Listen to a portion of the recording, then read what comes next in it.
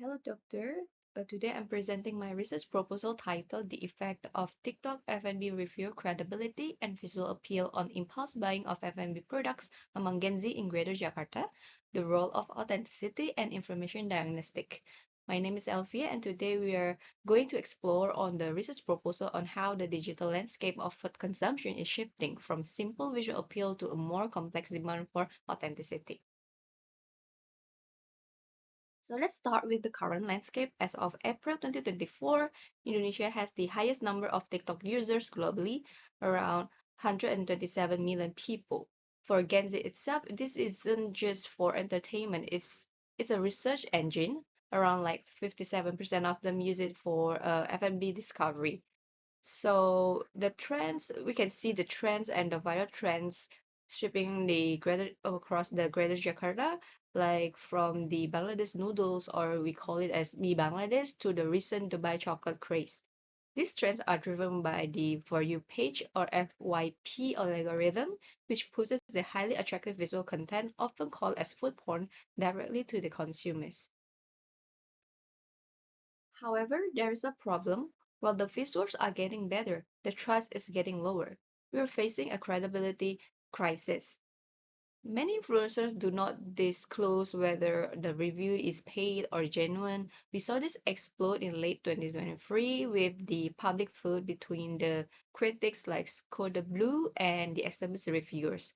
This highlights their fragile in trust ecosystem. So the problem is this. Gen Z is getting highly attractive food, but they are increasingly skeptical. They are asking, is this real or is this just an ads or sponsorship? So the central issue is no longer just about the visibility, but about the conversion in a post-trust environment. Existing literature has extensively covered how visual appeal drives engagement. However, there is a gap. We don't fully understand how perceived authenticity acts as a filter for these visuals. Furthermore, we also need to understand information diagnosticity. This is a fancy term for, is this review actually helpful and useful? Does it tell me the price, the taste, and also the location that I'm looking for? Therefore, my research objective is to examine how credibility cues and visual appeal influence impulse buying, especially when mediated by authenticity and moderated by how informative the content is. So to analyze this, I'm using the stimulus organism responses framework with the source credibility theory. So the first, the stimulus. They are the independent variables such as the reviewer's expertise, their trustworthiness, and also the visual appeal of the content. Second, the organism. This is the internal processing. I argue that these stimuli don't lead directly to the impulse buying. They are first lead to the perceived authenticity. The reviewer has to believe that the content is genuine first. Then the third is the response, which is the impulse buying behavior. Finally, there is the moderator that I have introduced information diagnosticity. Even if a video is authentic, if it is lack full of a helpful and useful information, the impulse buying might be weakened. So to measure all of this, I will use the quantitative cross-sectional approach. My target is strictly on Gen Zs, ages 17 to 28, living in Greater Jakarta.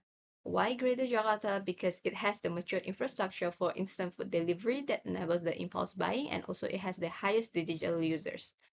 I'm targeting between 200 and 400 respondents using purposive sampling, specifically for those who watch TikTok food reviews regularly for 3 months. These respondents will be then fill in the questionnaire via Google Forms, which the link itself will be shared to social media such as the Facebook, Instagram, or TikTok itself.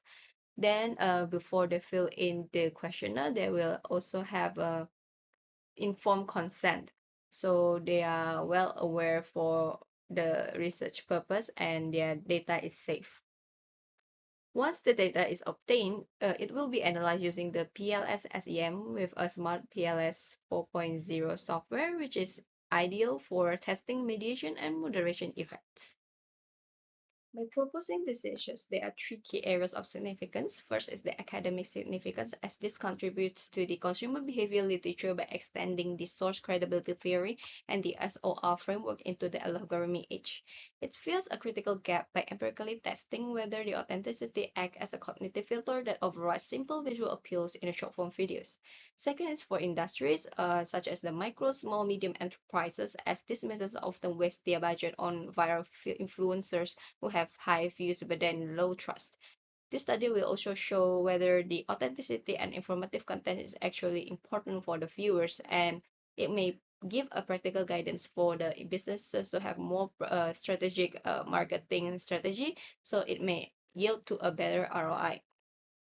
Then lastly, for the regulators, such as Ministry of Trade and Indonesian Finance Services Agencies or OJK or Indonesian FDA called as BPOM, as Indonesian tightens regulation on digital advertising, and this study may actually provide empirical evidence on whether consumers actually care about these disclosures and supporting better enforcement of consumer protection law.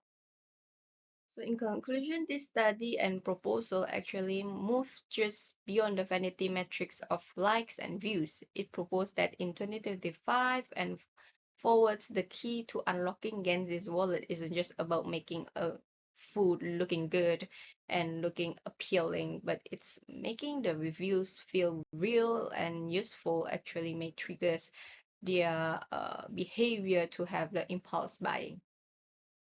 So here comes to the end of the presentation, and thank you for your attention.